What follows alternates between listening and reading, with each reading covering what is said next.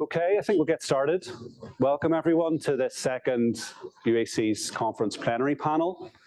I hope you're enjoying the fine weather and enjoying the delights of Belfast. I'm sure there was a late night last night, but I hope you're ready to go for this really important discussion today. This panel is on Ukraine and the future of European integration, the big, most important issue that we're dealing with at the moment and will be dealing with for some time. The ongoing war in Ukraine has raised profound questions about Ukraine's future relationship with its neighbours and its position within the European integration process. In addition, it raises further questions about the roles and capacities of the EU and European organisations. If we do find ourselves in this watershed moment that some people are referring to, the Zeitenwende, what should this mean? How should we respond? So we had a great first plenary yesterday on 50 years of enlargement, and I think what was interesting coming out of that in multiple ways, but one key idea was that enlargement is increasingly being seen as a sort of a geopolitical issue.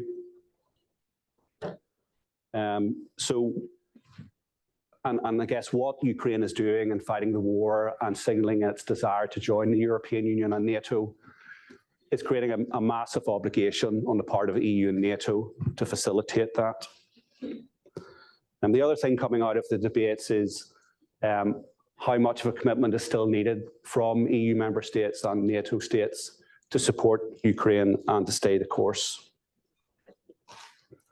Another issue that we'll dig into today, no doubt, is the debates within EU and NATO about how to respond to this new context and what does this mean.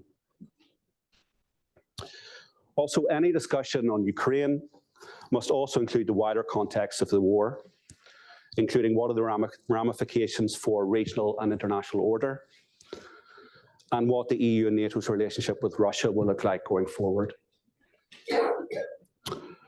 There have been a number of really great discussions on Ukraine in the conference so far, and there are more to come this afternoon. So we hope that we can bring all of that together collectively in this room today and take it forward into the other panels. We have a brilliant panel today, and we hope it's going to spark a lot of discussion. It's been a challenging panel to put together in a number of ways, and that is ongoing, those challenges. We'd hope to have Tetiana Malyarenko from Odessa Law Academy with us, but due to visa issues, she wasn't able to attend. And we do still hope, and please cross everything, that Olga Unuk will join us live from Washington, DC, but we're having some Zoom issues there. So hopefully we can resolve that, and we will try to include Olga in the discussion. So just to outline who is here. We've got a great panel, as I said, and firstly we're going to start with Rilke Dragneva from the University of Birmingham, who will examine the state of play in the EU-Ukraine Association Agreement. She will then be followed by Sven Biskop from the Egmont Institute, who will focus on geopolitics. Then Maxine David from Leiden University will focus on EU-Russia relations. And finally, Jocelyn Maudsley will address, from Newcastle University, will address the implications of the war on Europe's security architecture. If Olga is able to join us, she plans to focus on Ukrainian attitudes to the EU and key drivers of these attitudes, as well as attitudes to democracy and reforms needed for accession. So without further ado, I'd like to pass over to Rilke. The floor is yours. Yes, yeah. So good morning, everybody. I'll try and do very quickly just to bring the kind of trajectory lessons of EU-Ukraine relations as kind of centered on the association agreement concluded, well, started back in 2007, 2008, and signed with a lot of kind of political turbulence in 2014. And in a way, kind of, spell out a few lessons that we've accumulated in number of critical periods in the development of EU-Ukraine relations. In the first phase I just want to reflect on is the one phase when Ukraine was still one of the EU's neighborhoods. And at that even not a very significant one, not a very economically certainly significant one. And the EU designed this novel legal instrument, the association agreement, to reward Ukraine's democratic breakthrough and respond to demand for closer integration. And it came up with this formula of integration without membership, which entailed political cooperation and economic integration. And then, you know, one can discuss quite a lot to what extent there was a clear political vision as to what this economic integration should entail. I would argue that it wasn't particularly elaborate. And in fact, if one looks at the council mandate, it was a fairly general, vague mandate. And there were a lot of different views of the different member states, actually leaving the European Commission to fill in a lot of the blanks as to what the agreement should entail. European Commission promptly delivered an instrument very much premised on the role of the acquis of the European Union. So this acquis-driven process, which partly reflects principle and partly reflected practicality.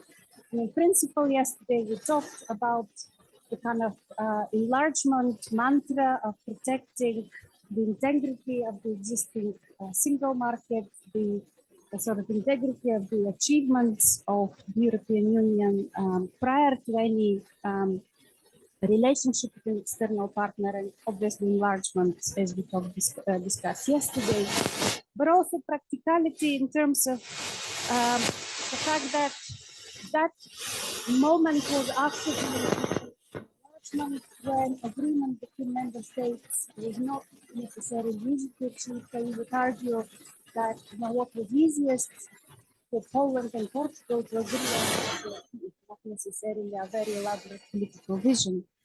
And as part of that problem, what we've also seen, that there were a number of assumptions, premises, kind of expectations, and frankly blind spots as to what the association agreement can achieve, what it can deliver, and sort of a belief there in the agreement as a holy grail for both integration and modernization based on this miraculous adoption of the acquis. And then we have the kind of second point in time that I'd like to mention, when association becomes real, which coincides with the signature and first steps in trying to implement the agreement, 2014. It is notable that almost, you know, at the first moment when the agreement became a reality, it became reality in the context of Russia's trade penalties and military intervention. So instant geopoliticization of the association agreement. So we see actually this geopolitical kind of awakening taking place, but also we see a process of sobering up within the European Union. Sobering up in a number of ways. Firstly, gradually realizing the limitations of Ukraine's state capacity to implement the kind of complex body of the acquis, the need to recognize that Ukraine has certain domestic priorities that do not necessarily neatly coincide with the chapters of the association agreement. There was a realization of what's not in the association agreement. What was the European Union actually does not have an acquis on fundamentals, on principles of rule of law and good governance. So we've seen the European Union develop a number of flanking measures, complementary measures to actually support state development and growing involvement in state-building process, and Europeanization and integration between parallel state building. And then we also see certain improvements, developments in the institutional capacity of the EU itself, in assessing domestic needs, liaising with the Ukrainian government, coordinating aid, technical assistance, and various other projects through the support group for Ukraine, one of the kind of important institutional innovations that we've seen. Other than sobering up, do I think that there was necessarily a huge change of the premises of the agreement or a huge kind of development of a new political vision? I probably would be a bit more skeptical of that, despite the kind of geopolitical awakening. I think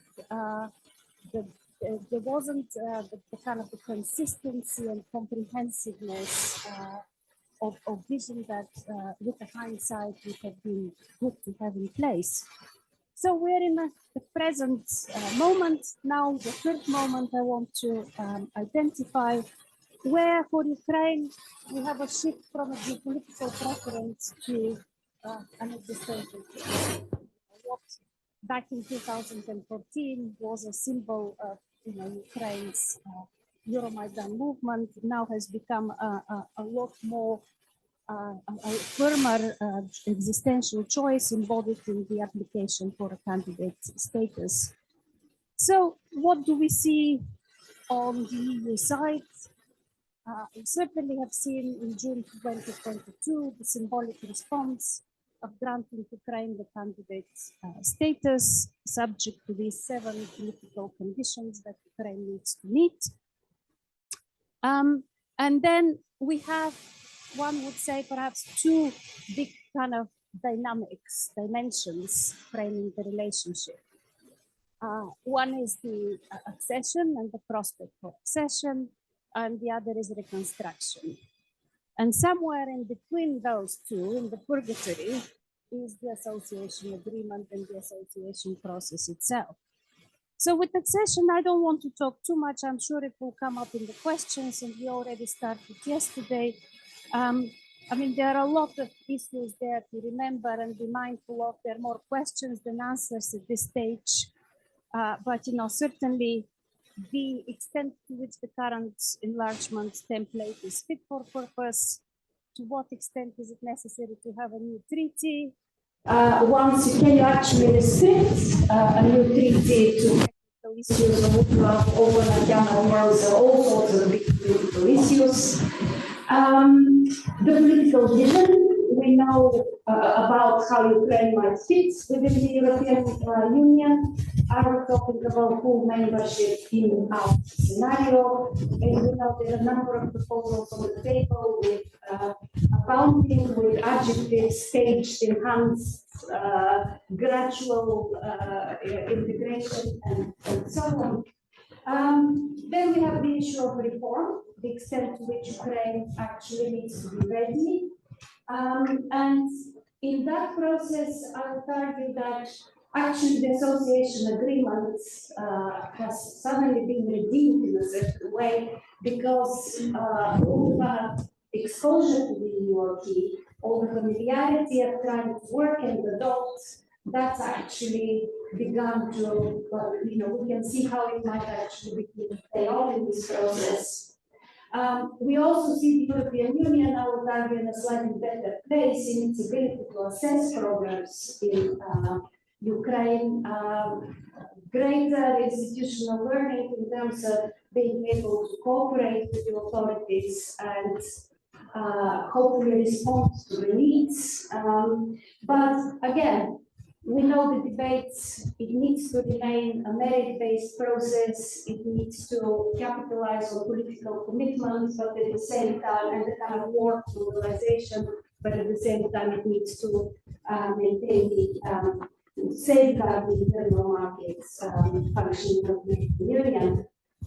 Reconstruction, the other big kind of pillar that the European Commission has already kind of recognized that there are a number of documents that have been published, and there seems to be an indication, an outline of a strategy there about the need to link reconstruction to general reform, and the need to have a focus on fundamentals, the need to have a certain conditionality in the process.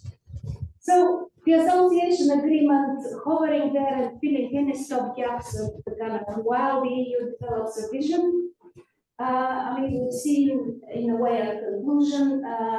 We've seen the European Council put a new emphasis on utilizing the full potential and formulae like ease Ukraine's access into EU's internal market. We've seen a revised action plan and so on. So there's a little bit of a movement there, momentum to reach the potential of the association agreement, but at the same time, we've actually also seen the new conflicts that arise with the grain imports and the kind of issues that arise in terms of market access complications, which actually also reflects on the association agreement. So the challenge remains in terms of how all these complex dimensions are going to be managed in a coherent and systematic way, institutional management, the synchronization, the need for a separate legal basis for kind of structuring all these processes, and above all, the realization that while it's a technical process, what we really need also is this political vision to frame.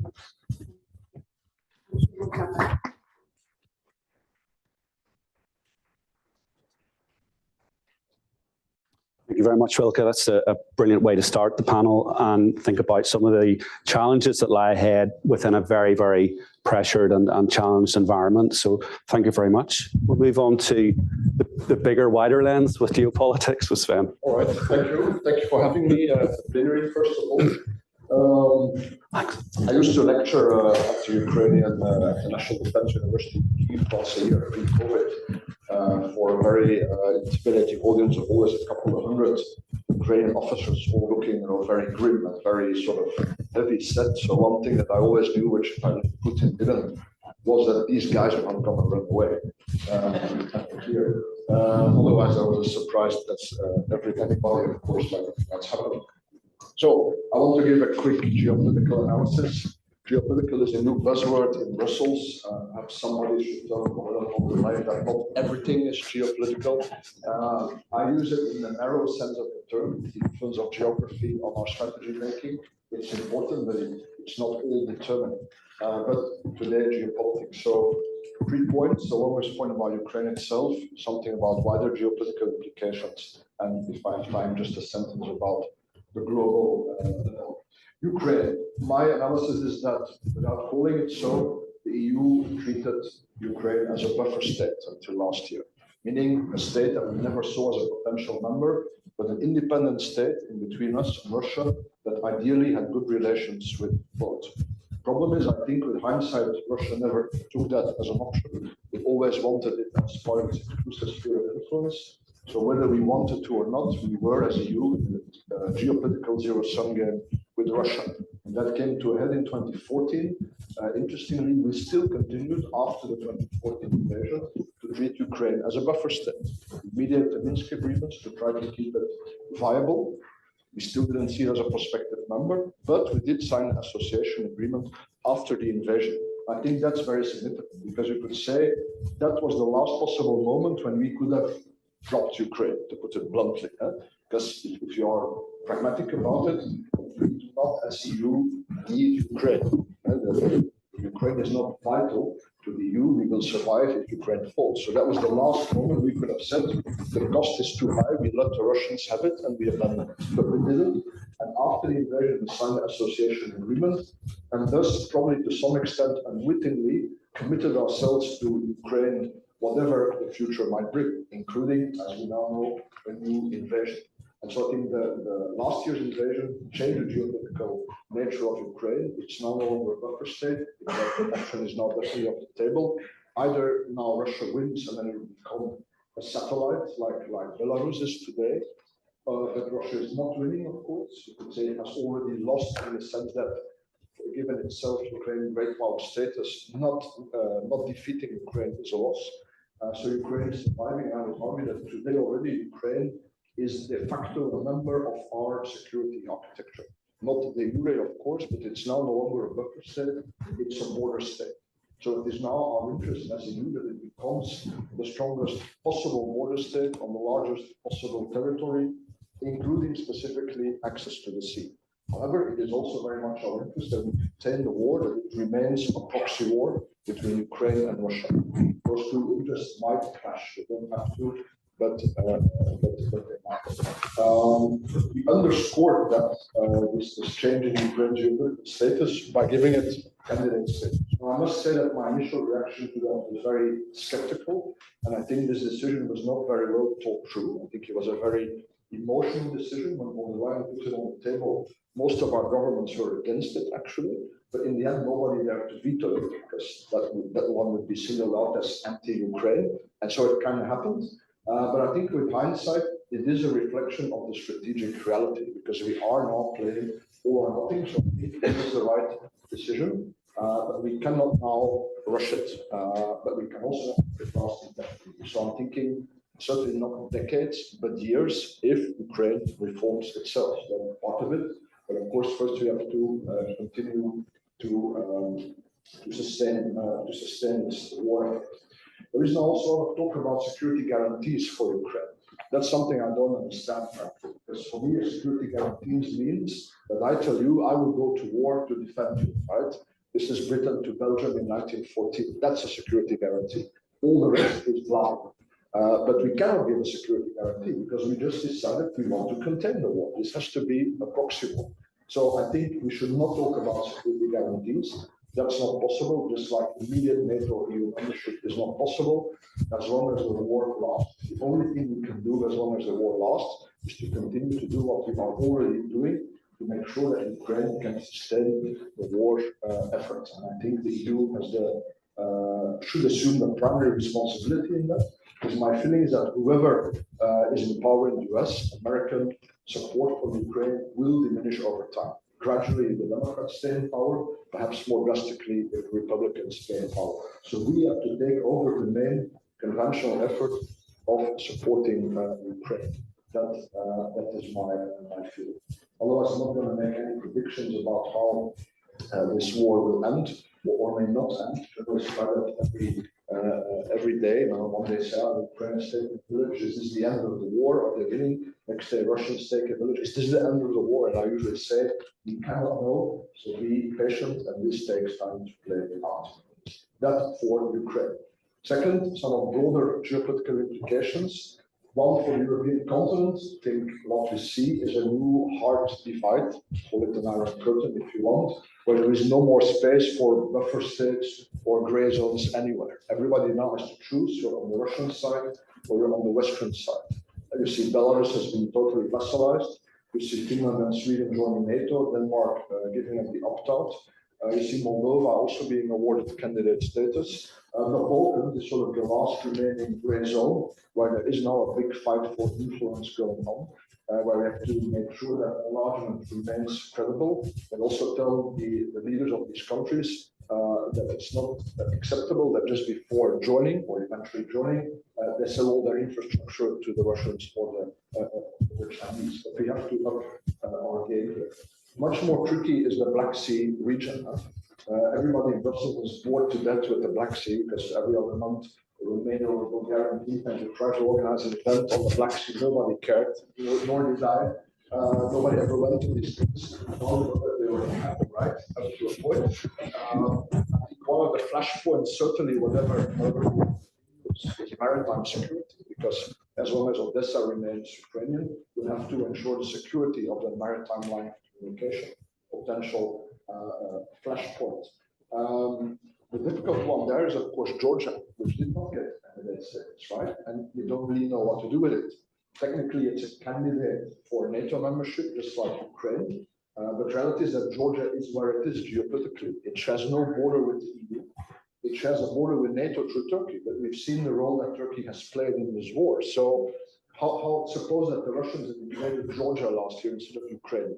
How would you have supported Georgia? You can't reach it, certainly not if the Turks would play the role that they have played now. So I think Georgia is beginning to hedge, or some leaders in Georgia are beginning to hedge, and that seems the natural and probably the most advisable way.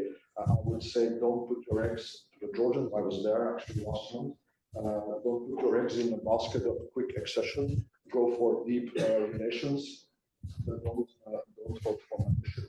The risk in Africa, more to the south, I think is that there too we will see a hardening of borders, that some countries will fall exclusively into a Russian sphere of influence. We don't need anybody to be exclusively in our sphere of influence. We can't afford that on our south. We'll have a string of member states that are indifferent or even hostile to our interests, because we need those states. Ideally, we manage with those states the challenges of climate change, migration, energy supply, and so on and so forth. And the Russians have basically been outflanking us via the south for years, ever since their intervention in the Syrian war, if not before, and we don't have an answer. I mean, the two guys and a dog from Wagner, they got us kicked out of Mali. That's a spectacular defeat for the West, and we still don't know what to do. In fact, it's happening again and again. Niger, Gabon, maybe Mozambique, and so on and so forth. So we urgently have to think, what's our strategy? The other interesting region, Central Asia, where Russia, just like the Caucasus in a way, was the security guarantor. Some people are clearly feeling they may not be able to feel that we will continue to play that role. If that's true, if there's a long-term diminishment of Russian influence, who fills that gap? China fill that gap? Are they seeking for that role? I don't think so, but they might sort of, it might fall onto them unwittingly. So let's see what happens. This brings me to my last point, the more global consequences. Lots of people, both colleagues and journalists, like to proclaim a new world order in the wake of the Ukraine war. My take is exactly the opposite. I think we've been in a multipolar world for 3 decades now, and everything that we've seen in the last 1.5 years confirms that. We have a couple of big players, some of whom are closely linked together, Europeans and Americans, Chinese and Russians, but in the end, the national interest prevails. The Chinese have to choose between supporting Russia and the national interest. They obviously choose for the national interest. So they are not supporting Russia to the extent that we are supporting Ukraine, which is good because otherwise we would be a full-blown global Cold War. So, but instead we have a multipolar world. And what do the others, the non-poles do? They hedge. Think of Saudi Arabia making a deal with Iran and choosing via China. That's not a sign, I think, that the Saudis are dropping the Americans, but that's a sign that they want to hedge. And so that's my conclusion. I'd say my point is everything is very normal here. I think if you look at history of world politics, that's what it's been with a few exceptional periods. And so we should give up the illusion that certain states will be exclusively in our camp. I think what we will have to prepare for is a very creative and nuanced diplomacy. And issue by issue, we'll have to see which states are with us and which states are not, quite regardless, and that's the tricky thing, of whether they are democratic or not. In a way, that's probably the most provocative I must say, that's not relevant. Whether they are democratic or not, from a point of view of grand strategy and geopolitics, is not relevant. We'll have no choice but to go for realpolitik. Thank you.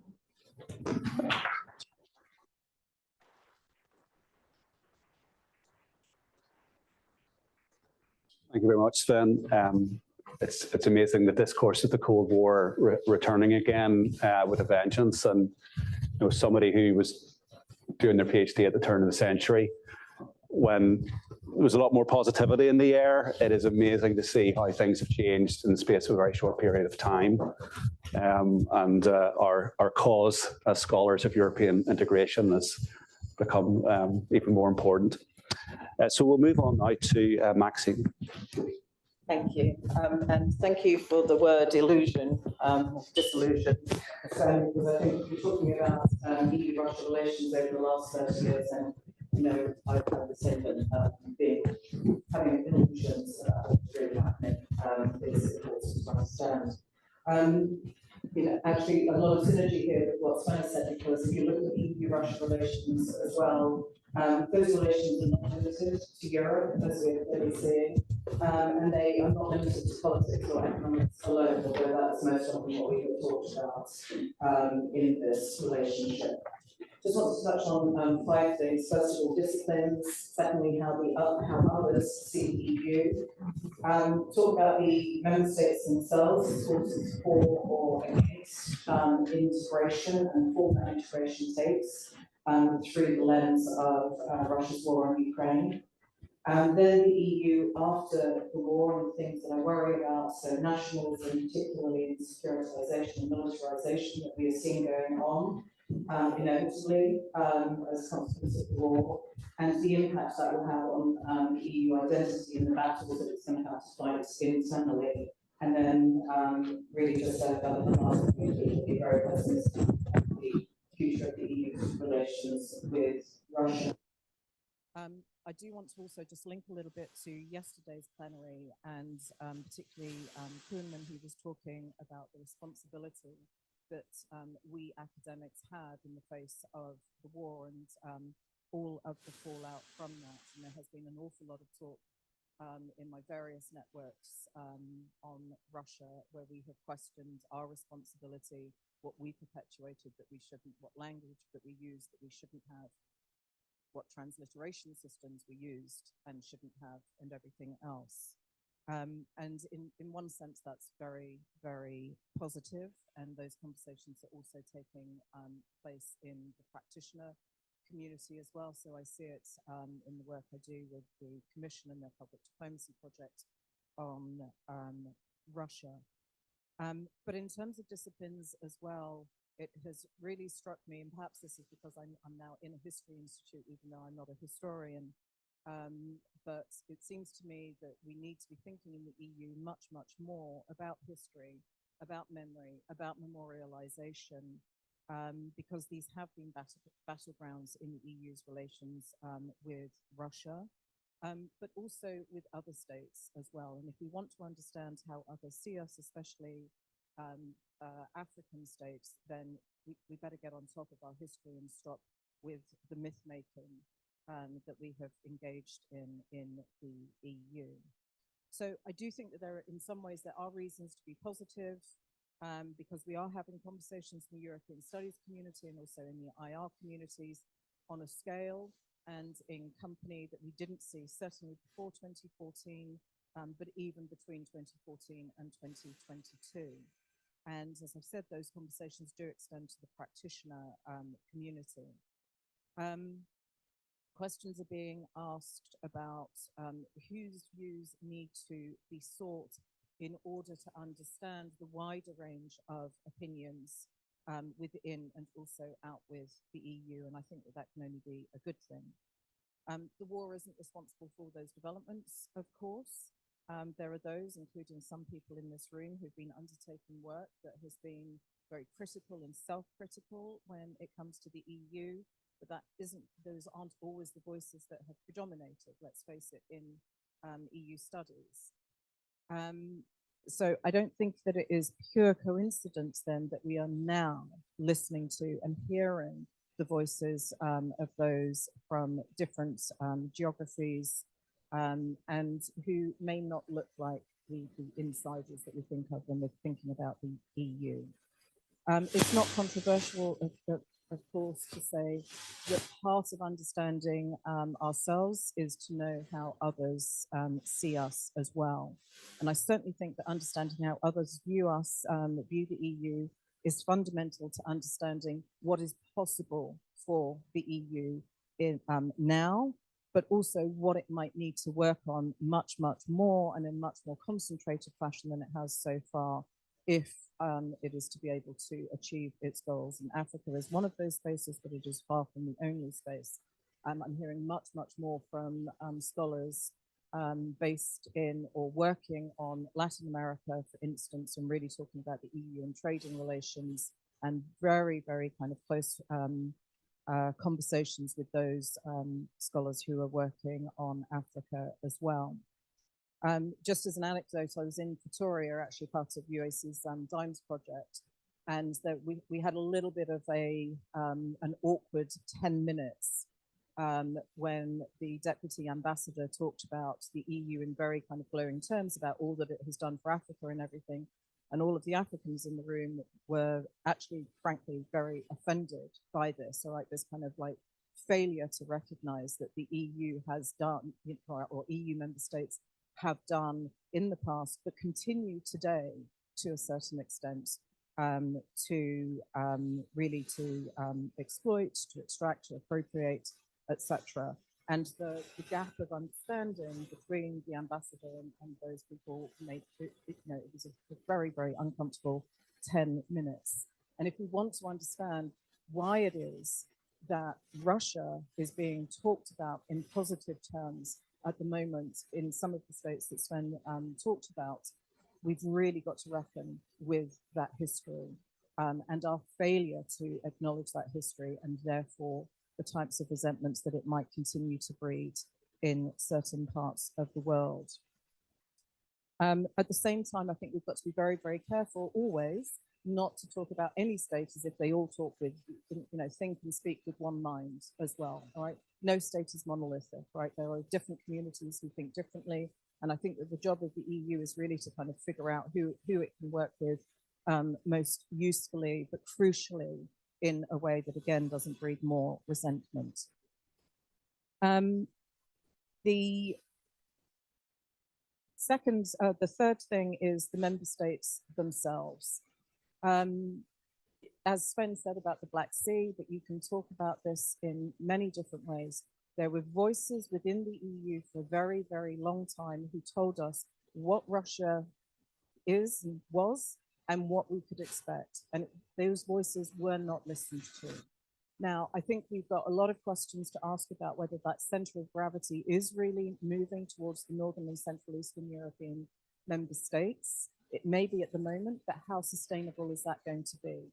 When the war is over, will there be a shift back towards a kind of Franco-German axis? So are we going to forget these lessons? So I think that this is, these are moments that we really, really need to grasp, and we need to ask serious questions about whose voices are heard, which actors make the decisions, and which decisions are acted upon and why. But I'm not terribly optimistic about this, because the EU isn't terribly good about holding a lot of things in its head all at the same time. And I think that there is a lot of scope for resentment and not very constructive argumentation in the future. So I think that, again, kind of coming back to Kim's point about our responsibility, we really need to be thinking not only about the EU institutions, but about the member states, and really understanding the domestic politics and the forces that are at work within those member states. I think it is true to say that the EU wouldn't want to be starting from where it is in terms of its support for Ukraine. But it also has got to think more carefully about the work that it can do at the multilateral level. So is it working effectively within the UN? Is it using the UN General Assembly very effectively at the moment? There are questions, I think Jocelyn's going to talk about the OSCE a little bit, questions to ask about that wider European security architecture.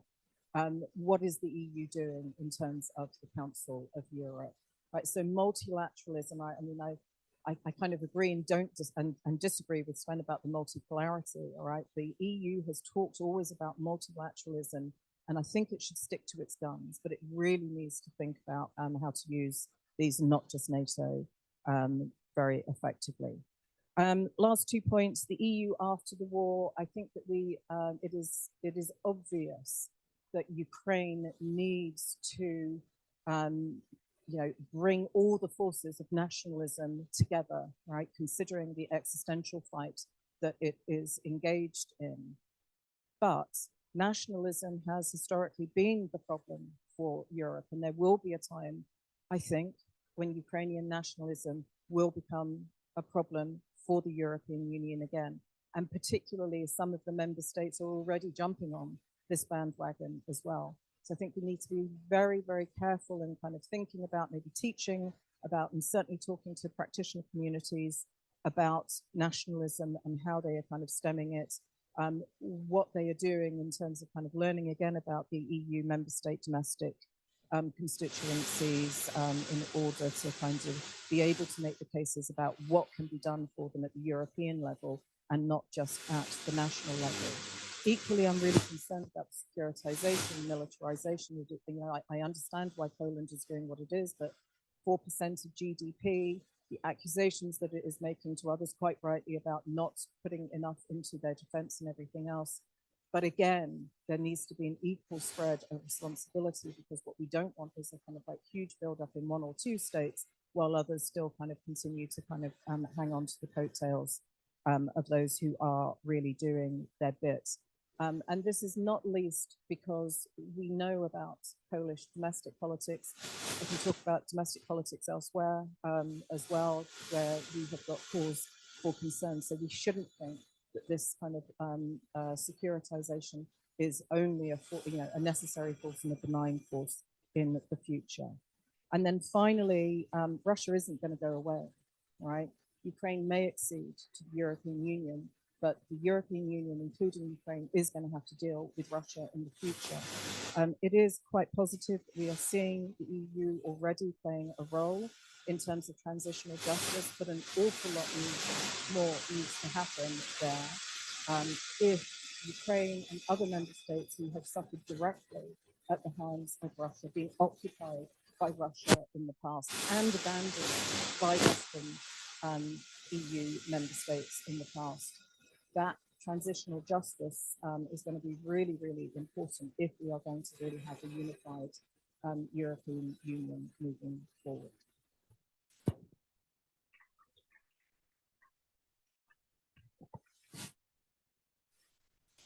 Thanks very much. I think the list of things to resolve is growing as the panel goes on, but actually that was fantastic. Thank you very much. And last but certainly not least.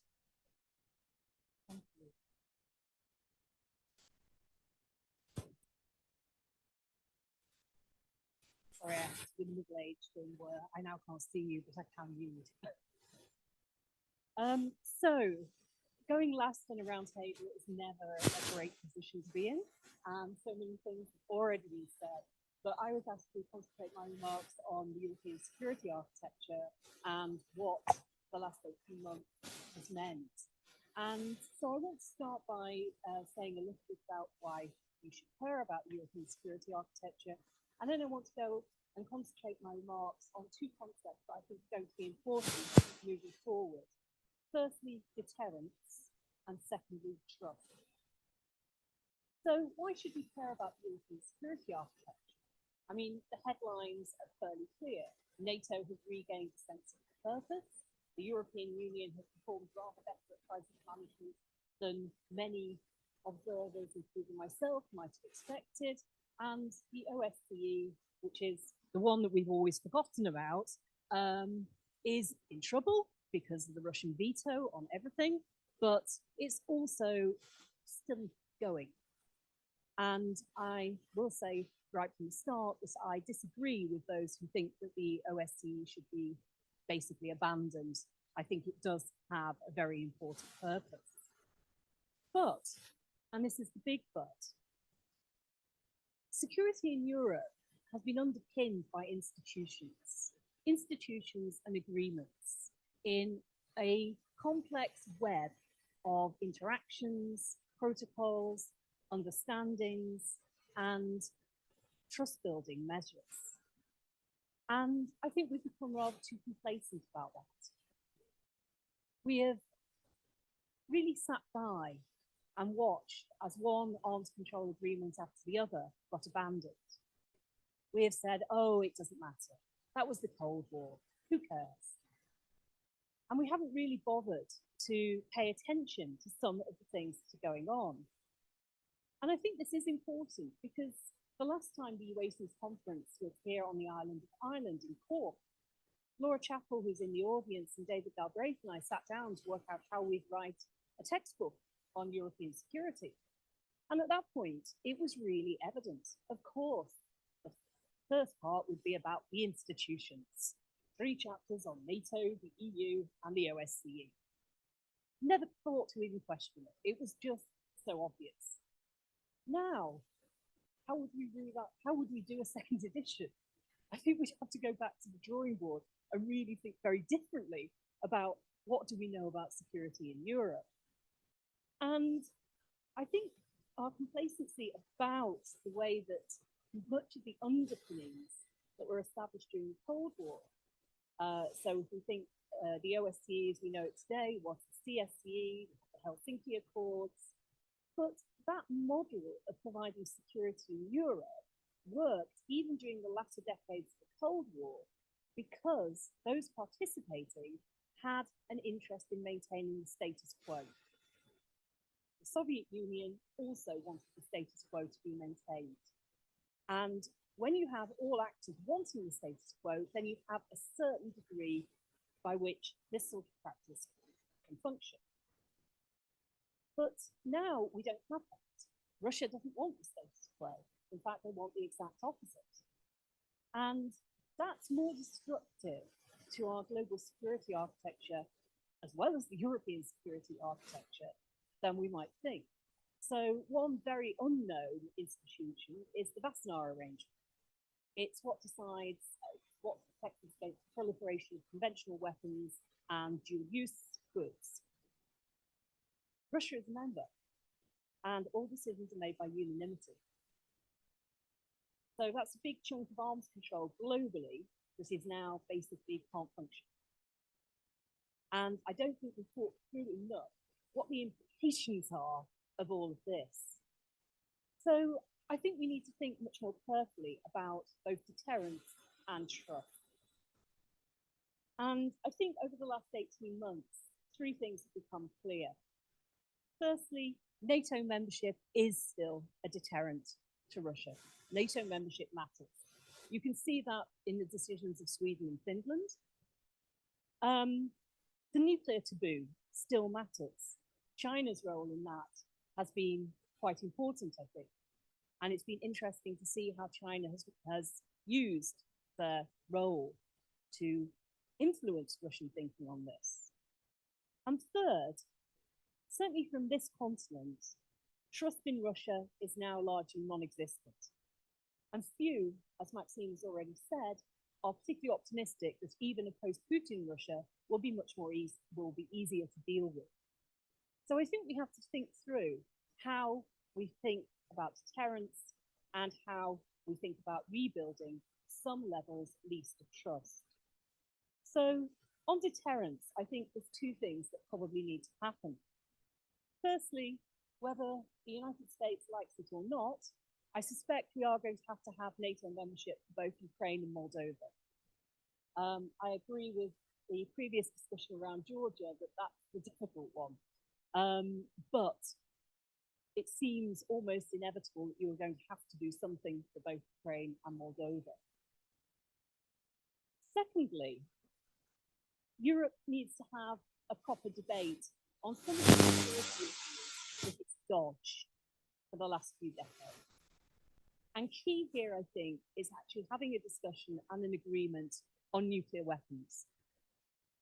The fact that Europe is far from united, despite technically most of it belonging to NATO, on nuclear strategy is one of those little awkward secrets that we don't mention very much in public. But actually, if security is now much more tense, there is a much bigger need for everybody to be on the same page. And I think things like the French perennial offer of sharing its nuclear umbrella for the rest of Europe need to actually be put on the table and discussed. People need to know where they stand. And then, you know, I think that also plays into the whole strategic autonomy debate. Sven's already mentioned the American presidential elections and what might happen there. And of course, you also need to include the UK in some of these discussions. But we won't go down the Brexit route. Secondly, on trust. And here I would agree very much with Maxime. The dynamics of militarization, the dynamics of securitization are becoming extremely clear in some places. Taboos around the procurement of certain weapon types are disappearing pretty much overnight. The Netherlands is the latest to accept procurement of armed drones, something that was quite taboo in many EU member states and NATO member states. So we are seeing the army. And I agree again with Maxine. It is understandable why Poland is doing what it is doing. I spoke to a Finnish official at the NATO do earlier this year, and he told me, well, of course, Finland's military planning is around the assumption that they might get attacked by Russia in the next decade. And if you are thinking like that, then rearmament makes a lot of sense. But I agree again with Maxine that this also needs to be taken a bit more carefully. There's a real danger if we fall into what international relations calls arms race dynamics, where you have trial and rearmament in Europe, then in Russia, so on and so forth. And I think we need to visit some of what we used to know about this pre-1989. As I've said to a few people here, I think I'd like to dig out my arms control notes from when I first thought about it as a PhD student. And I didn't think I'd ever had to do it well.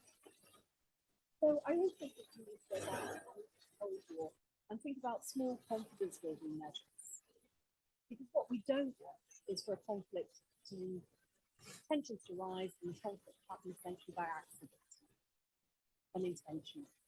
So what you want to make sure is through those small measures, that making sure that there are warning systems, that there are talks about limiting certain types of weapons. We may need to go back and revisit many of the things we thought we left behind in the Cold War. But those sorts of things are going to be if we don't want to risk a real war. And that is a prediction that, contrary to popular opinion, the OSCE should not be scrapped. I think the OSCE still has the potential to play a role. Yes, it's currently heavily fettered by Russian info on everything, but I think a way should be found to fund the OSCE. Why?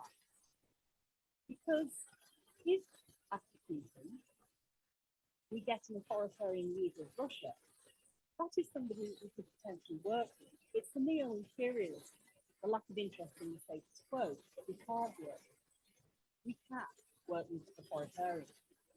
And if you have a structure in place, the OSCE, then you have a chance that that could be a useful way to start having some sort of a more constructive relationship. Now, I'm not saying that this will happen, but I think it's something that I think would be worthwhile having as an insurance policy, if nothing else. So I'll stop there because I'm sure there's going to be tons of questions. And why?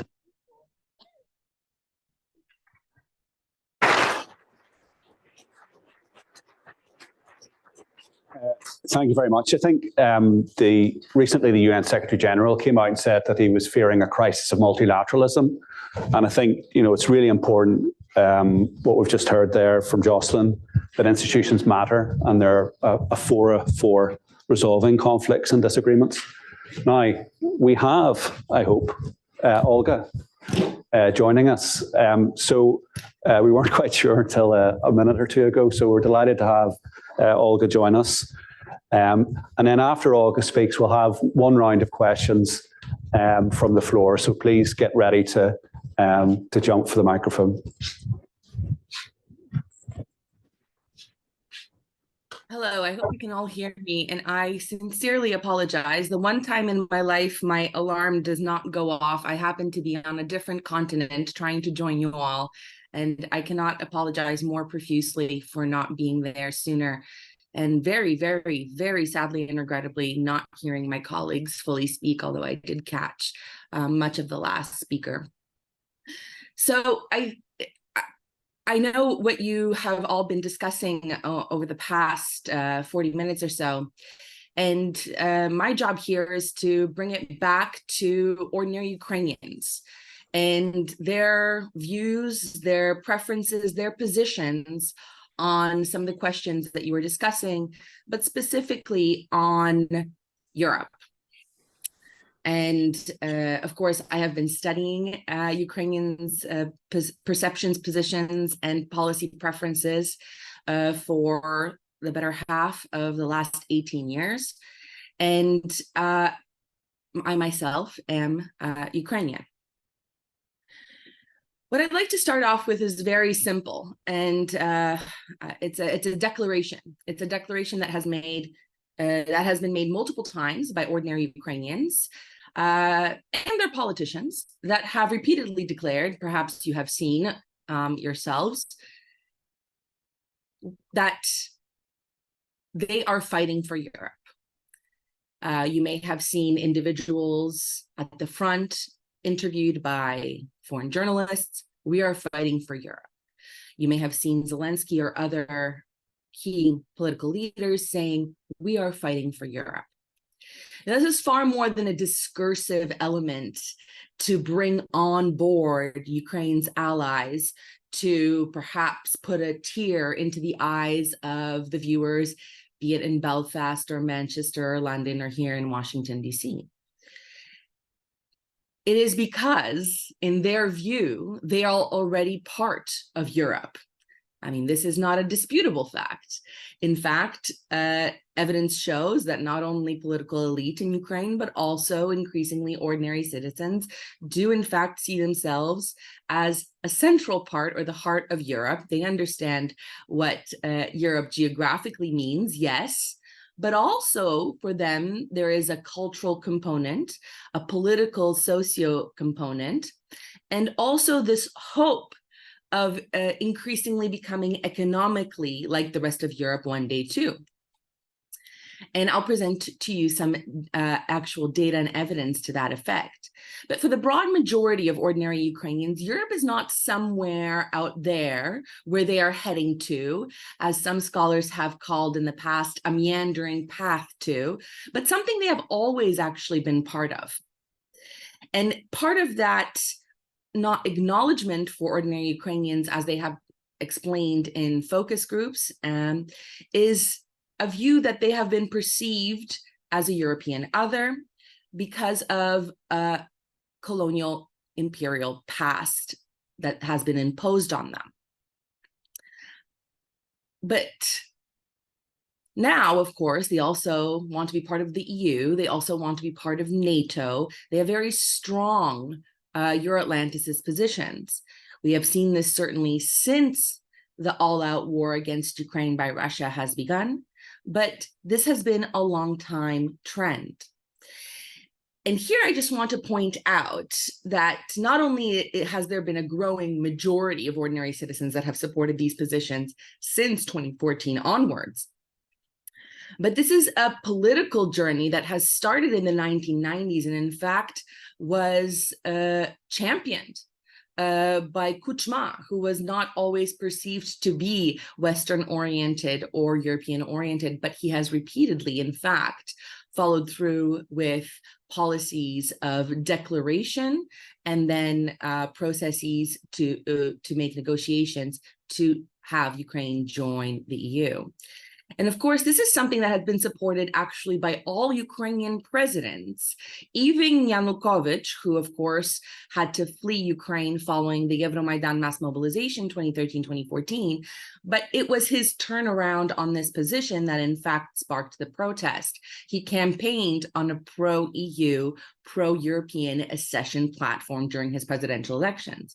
So this is, again, not something that should be a surprise to any viewers and observers of Ukraine, but nonetheless, it has continued to be, and people have looked at this very skeptically. In fact, if we all recall the 2019 presidential elections, when the incumbent, Petro Poroshenko, who previously ran on being a champion of European accession and closer ties to the EU and Euro-Atlanticist policy, of course, ensuring that it is now part of the constitution that Ukraine will and must join NATO, he could not do so in 2019, as opposed to when he was running for president in 2014. Because in 2019, there was no debate on whether or not Ukrainians and or his main competitor, Volodymyr Zelensky, wanted closer ties to the EU, wanted EU accession, wanted NATO accession to happen. This was no longer a policy area up for debate. And in fact, there was no debate on this. And that was actually something very interesting to watch, specifically in the campaigning of 2019, and also in how the key constituency of younger Ukrainians reacted to this. This was something that they took for granted, as they explained to us in focus groups, and something that they were very frustrated hasn't happened yet. Of course, in the time that has happened since, Russia invaded Ukraine, and as we say, the rest is a very sad and solemn history. But I would like to just very quickly show you two graphs.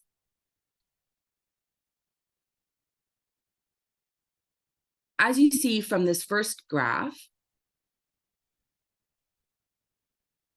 this is that period of 2019 to today. We just got this data actually 3 days ago, August 2023. The move of Ukrainians that believe Ukraine should join the EU.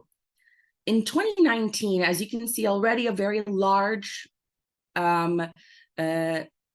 majority wanted to join the EU. But what happens over the time of actually Zelensky's presidency is that those who did not want to join the EU for just about 30 years of Ukrainian independence moved to a pro-EU position. In fact, this correlates very strongly to having voted for Zelensky himself. There was this uptick in support for EU accession, specifically among Southeasterners in Ukraine and Russophones and ethnic Russians that previously, as I said, did not want to see Ukraine join the EU. And then, of course, following the all-out invasion, you have a massive rallying around the flag effect, and you have a very high proportion of ordinary citizens wanting this position. But it is important to note that our last wave prior to the all-out war was just in February 2022. Already support was at 70%. So this is not simply a war effect for anyone observing Ukrainians. The other, of course, very important Euro-Atlanticist position that moved slightly differently was the percent of the Ukrainian population that viewed that Ukraine should join NATO. And here you have on this graph data dating back to that first post-Euromaidan election in May 2014 and thereafter. And all of this data is actually panel data where we re-interview the same people over time. And once again, you can see very clearly that although there was some movement in those early post-Euromaidan years, that stagnated by 2019. And then again, you see a very sharp rise between 2019 and February 2022, and again, strongly correlating to having voted for Zelensky in terms of who moved to a pro-NATO position. Now, again, this shouldn't be surprising to anyone who's actually bothered to look at Ukraine. And certainly when we are talking now in policy areas, nobody is disputing the fact that Ukrainians want to join. But I think it's important to note that Ukrainians do not want to join simply following the all-out invasion, or that this rallying to these positions has been something new. And in fact, I'd like to show you one graph here that we just saw from yesterday's data analysis when we got the survey in August 2023. So this has just come in. We asked ordinary Ukrainians, what do they think? In 5 years, will the standard of living in Ukraine approach that of the European Union? And just take a look at this graph. Near 60% agree that in 5 years, the standard of living in Ukraine, a country that is going one of the worst assaults on every single aspect of its society, politics, economy, will in fact be aligned with that of the European Union. And now that is perhaps some might say wishful thinking, but it is interesting to see that not only do Ukrainians double down on the Euro-Atlanticist positions, but also that they are still remaining extremely positive about what will happen in Ukraine. And when we do look at what correlates with these positions, I'm going to just skip over some of the other comments I wanted to make, but I want to just combine these two factors. This policy preference of joining the EU, joining NATO, this perception that we are already part of these cultural, political, and economic communities. And then what are the drivers driving these shifts? Well, certainly in political science, we have, I think, slightly missed the boat when we were looking at what are the key drivers of EU accession support and NATO accession support. A variety of studies have focused on the socioeconomic push and pull factors, deprivation at home and material improvement coming from being part of the Union that were very much dominant in the literature. Also, very frankly, it was the individual level material benefits of joining the EU that were found in multiple studies to best explain why Ukrainians would want in to these specifically to the EU, and while others might have remained unsold on membership. But what is very interesting to me going through the literature, and although this was addressed in several studies, it didn't really take off in this common understanding of what drives accession preferences, was in fact something that could be a values-based factor. And that support for democracy itself in places like Ukraine, Moldova, Belarus, elsewhere, are then the drivers of wanting to join the EU and or NATO. Now, it's very difficult to prove this through a variety of means, of course. One absolutely has to have panel data in order to do this. And luckily enough, through the Mobilize project, we do have this sort of panel data. And I will very quickly show you these last two graphs resulting from some analyses that I ran. Now, this is using that very fresh data that we just got in August. So this is the most, I think, correct snapshot of ordinary citizen preferences. But importantly enough, this will be part of a panel, and we will be able to track these positions. What's very clear is that today for Ukrainians, the key drivers of wanting to join the EU are being a Democrat. That's the number one factor. Therefore, if somebody was declaring that they are a Democrat, this increases the likelihood that they want to join the EU by about 19 percentage points. That is huge, and that's a statistically significant effect at the 99% level. And here you have marginal effects being presented on the screen.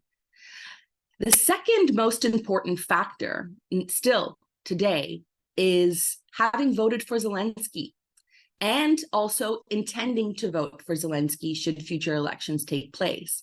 Once again, there's this very strong partisan Zelensky effect in driving policy preferences.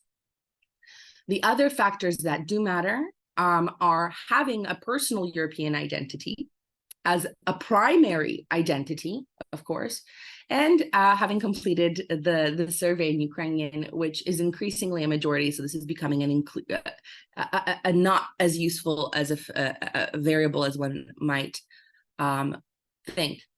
What is interesting is that education, age, financial situation in the family, one's gender, one's national ID, one's region of residence, and having a friend or family member at the front, or being an individual that has personally suffered from the war with deaths in the family, does not drive this relationship in any way whatsoever.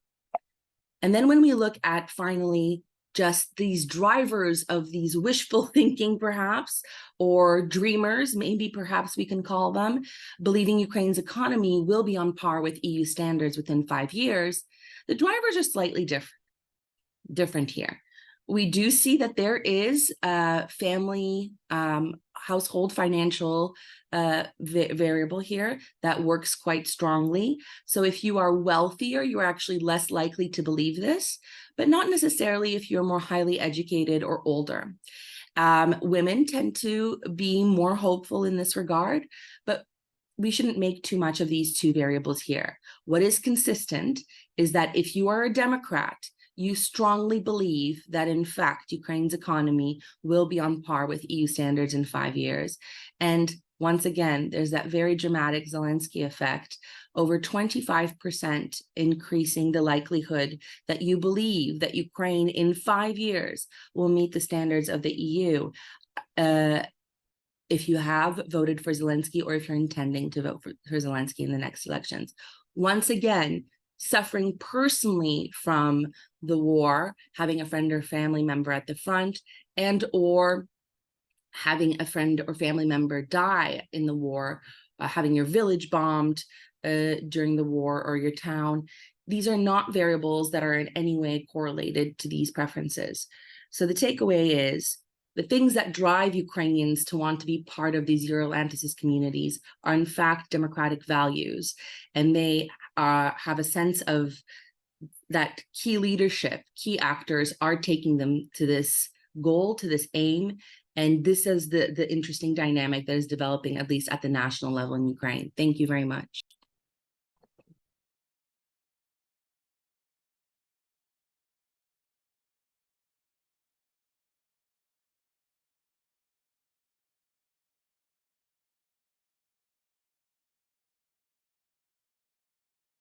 That was brilliant from Olga and gave us that really important internal state of play in Ukraine on European integration and their views. So we have about 15 minutes. We have a roving mic.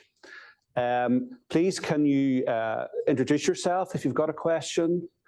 And we'll try to get as many in and then give the panel maybe one collective chance to respond to anything. So we've got right in the middle there. Yeah. Please do.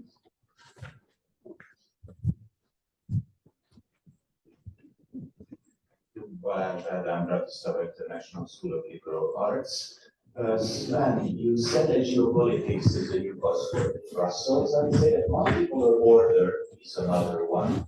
And in this expression, order is probably more appealing than multipolarity. Now, if I look around, what I see is a global rat race with twisted patterns and institutional anomalies, situations where the weak successfully blackmail the powerful, where weakness, look at Russia, at Hungary, at Mali, etc., where weakness is more threatening than power in the traditional sense. Don't you think that the multipolar order is something a bit better structured than this global rat race? Good. And then you're right at the very back there at the top left, right there.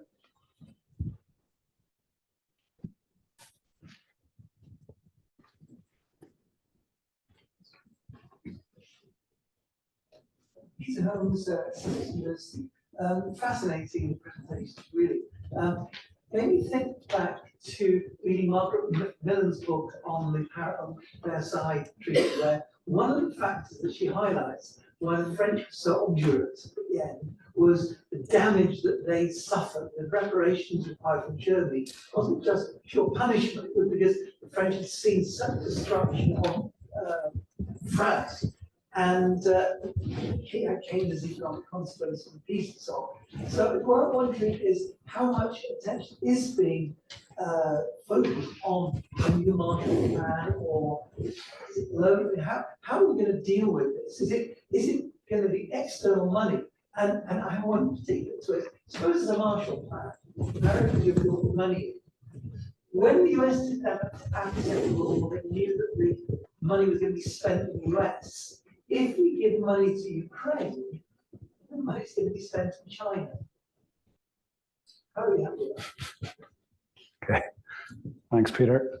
Then all the way down here again, you're going to be fit by the end of this. Yeah. So I've got this question and then two more so far, one in the middle and then over there. Yeah. Thanks very much. You're talking about university. I would just understand about it. I heard a lot of love for dictators and authoritarians on some levels. And I know the EU is all about political pragmatism now, but that's not maybe too pragmatic for my taste. So, and also from a self-interested point of view, it doesn't serve the US very well to get too cozy with a lot of dictators in its history, like Pinochet, the Shah, and so forth. So I'm just wondering, could you clarify, is there not some limits where it's also where you would say, even from a realpolitik point of view, where it's simply not in the interest of the EU to keep dealing with dictators and authoritarians? Right, I'll just keep moving. Right over there, light blue shirt. Yeah, halfway up on the left. So I've got one there, yeah. Yeah. Thomas at Charles University. I've got a question for Olga. I hope she can hear us. Very interesting data coming from Central Europe. I just wonder about the question about the expectations, because some of the expectations were just so optimistic in the Ukrainian population, according to your data, that they simply will be disappointed, and they will be disappointed pretty badly. Because the EU is and will be unable to deliver in any sort of frameworks. If Ukraine is not properly prepared, there will be suffering, there will be economic losses if the country is not prepared for the single market, and if it becomes a member too quickly. So there is a risk attached to that. So I wonder, is there any sort of debate or awareness of that? Because I think this is part of what we've seen in Central Europe, and part of the reasons why there is a backlash and support for populist politicians. Thank you. So we have Hope in the middle. Here is the next question. We've maybe time for one more question if somebody's got a burning desire. I'm definitely coming to you, don't worry. Thank you for the lovely presentation. My name is Dr. Okuna from Italy.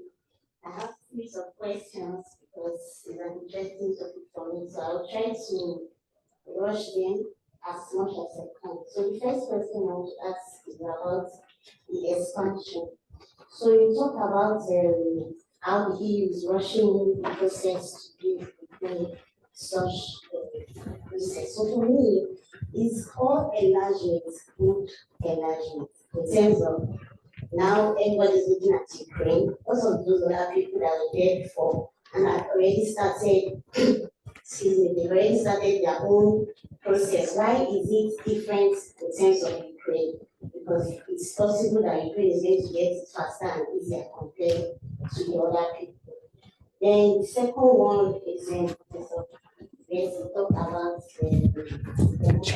important. Yeah. And the EU pride itself. So how is that going to work in terms of relationship on the democratic states? And the former democratic states, is it not a good thing in terms of derivation theory? Because I know most of these states were those that were under France. So is it not good to come out from France? And okay, for the last speaker, I'll say it now. Why is Ukraine so particular about joining the EU? That's my own question. Aside from the fact of democracy, why the EU? There have been other things Ukraine would want to do since they are democratic, not democratic, since they are independent states. There would have another maybe associations or interactions they would have wanted to join. Or why the EU? Thank you. Okay. Can we just go in order and then come back to you? But just one more. Thanks, John. So we've got lady here. Yeah. I'm going to 2 minutes each. Okay, is that okay? One from Radboud University. I have a question, or two questions for Sven. Why in relation to the African countries, and there is this expectation that they now have to fall under this black and white sphere of influence, and that the EU hasn't found a way to counteract Russia. Do you see a role there for EU-African Union cooperation? Can that provide some mechanisms and sort of legitimacy for the European Union and its member states? And the second question concerns the EU started to play the geopolitical game. You did mention Georgia, but what about the rest of the South Caucasus and recent EU attempts to negotiate peace between Armenia and Azerbaijan? And the question of Larry, should the EU continue cooperating with authoritarian states because they sell gas coming from Russia, but they don't name that, and irrespective of them breaching international law, human rights, like Turkey and other countries in the region? How do you evaluate these attempts? Is it also pure geopolitics and zero-sum game? Thank you. Okay. And our final question to John here, just up behind you. Thank you very much, John O'Brien from Panellists University.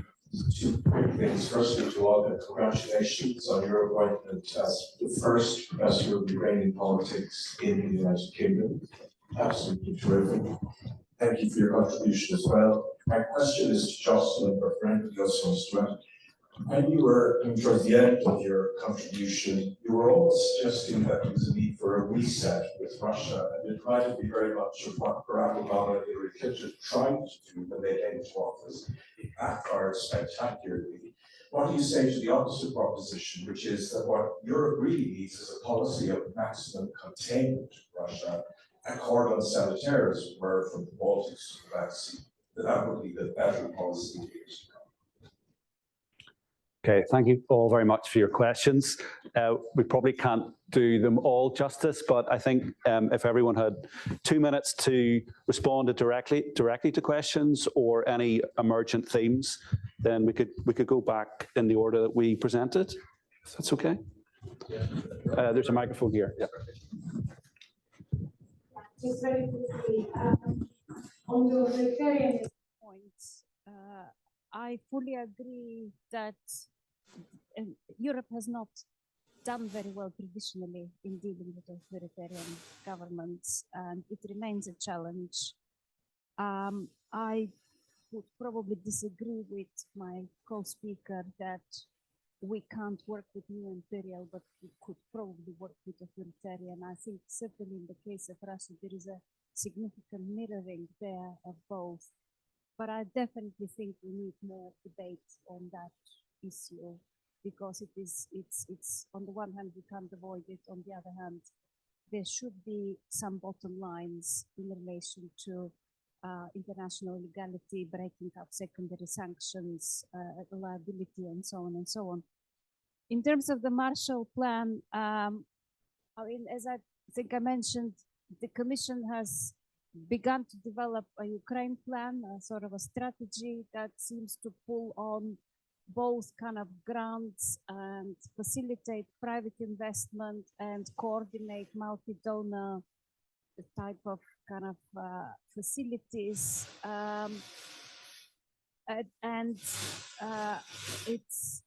It certainly remains a challenge. I mean, what they estimate as costs is already huge.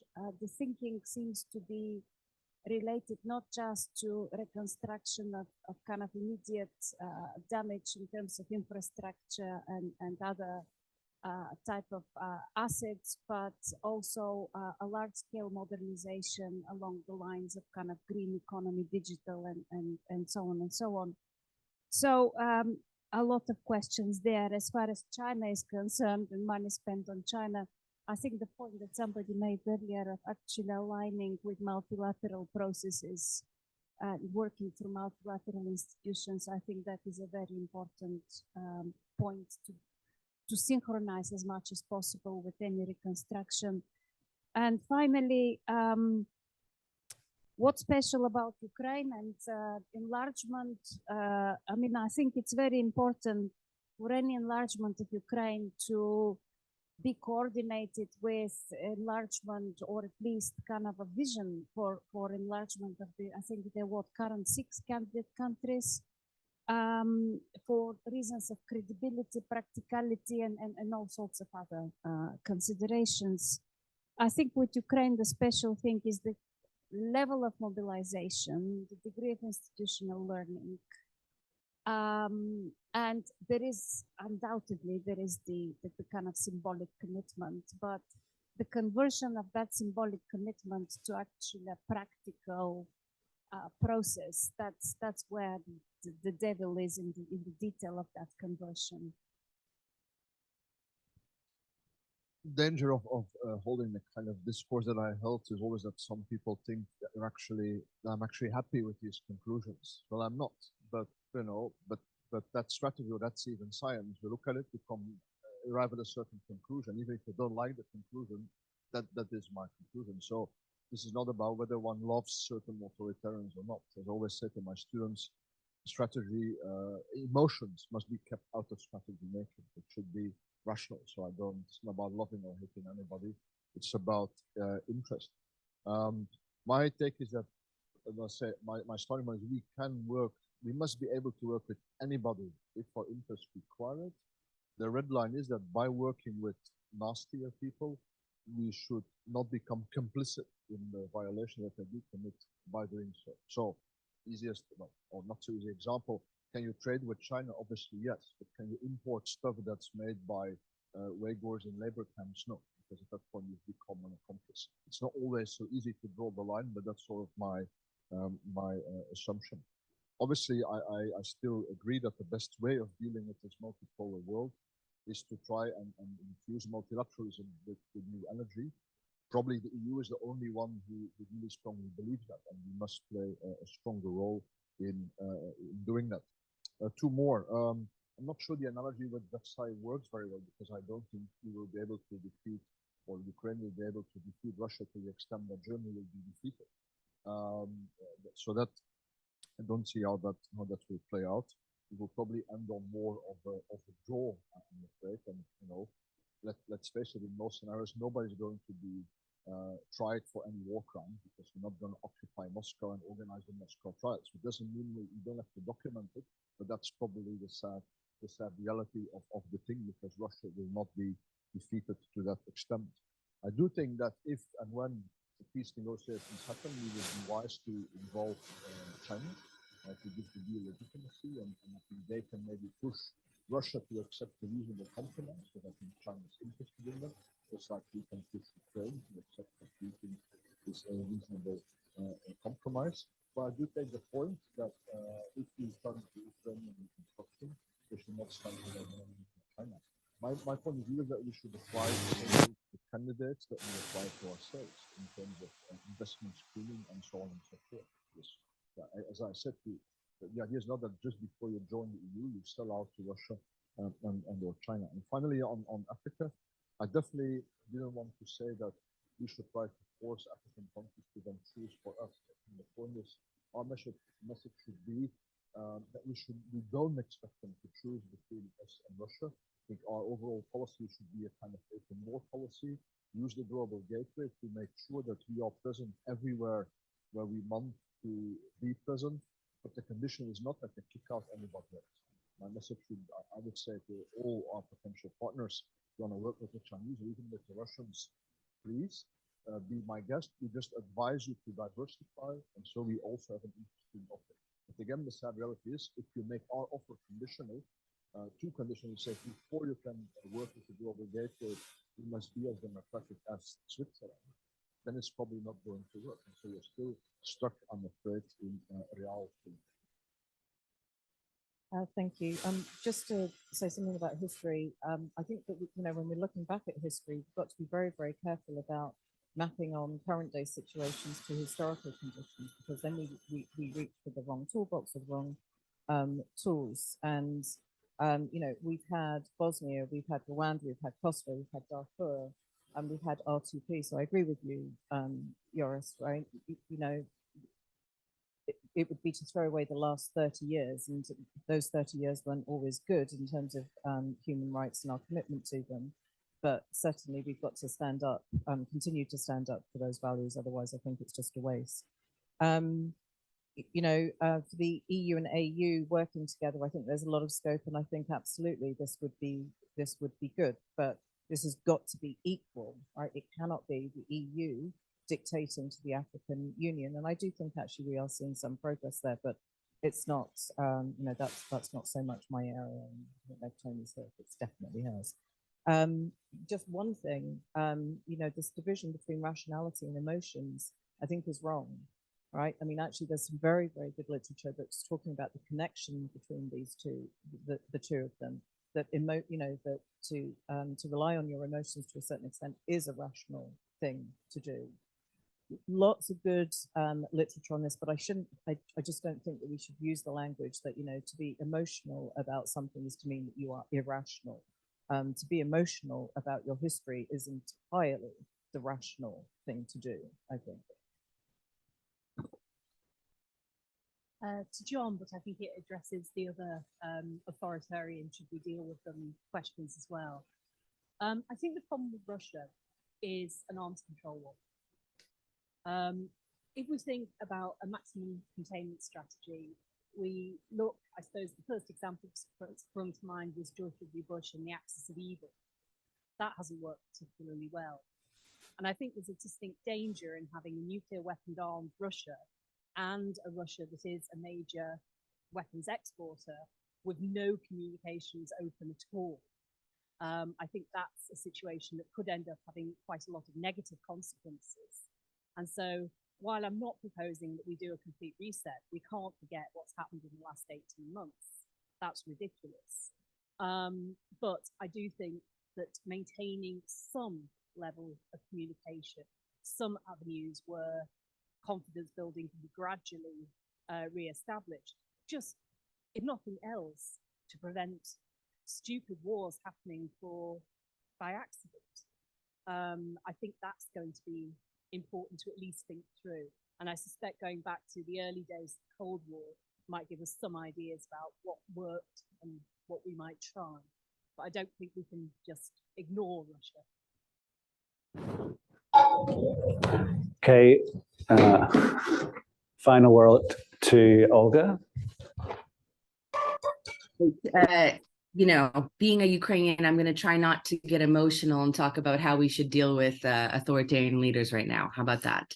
But I just want to double down on the fact, in fact, some of the best rational choice and strategic thinking incorporates calculi of emotions into its analyses. So rational choice theorists, sometimes myself included, actually model emotions and how to calculate them in. But I would just like to say two things. To Central Europe, are Ukrainians just overly optimistic, and are they setting themselves for disappointment? Yes, they are overly optimistic. It's a very different context in the war. They are overly optimistic, perhaps, on a lot of things. There is a resilience in thinking about victory. There is a resilience in thinking about EU accession, Euro-Atlanticist accession more broadly, including NATO. And there is an optimistic thinking about the future economy, obviously, in 5 years. It is not impossible that in 5 years' time, of course, perhaps with a lower probability than some of us would like to hope, but nonetheless, it is not impossible that the economic situation in Ukraine will be much better than it is today in 5 years' time. But here, I am not worried about necessarily Ukrainians holding these positions, these overly optimistic positions, because they're very much rally around the flag effects, and we have ways to analyze this and ways to trace this over time, and we have various analytical methods to get at what actually is driving this optimism.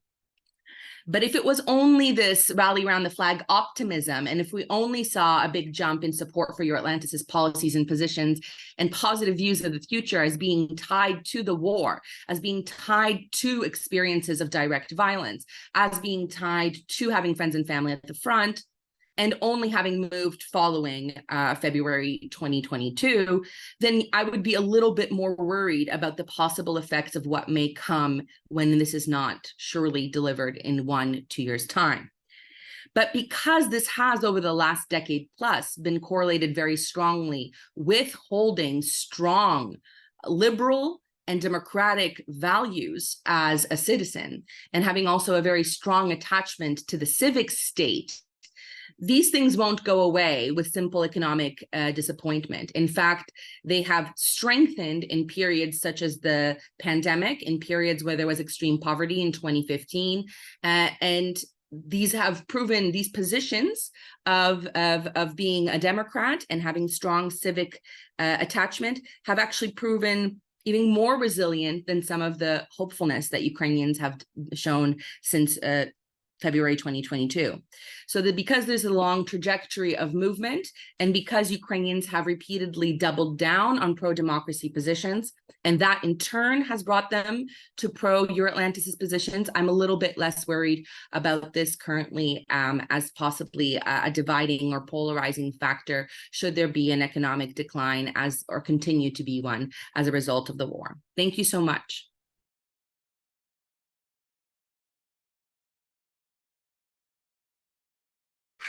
For a brilliant set of thoughts, and I'm sure we'll continue the discussion into lunch, which is ready now. So thank you very much. Thank you.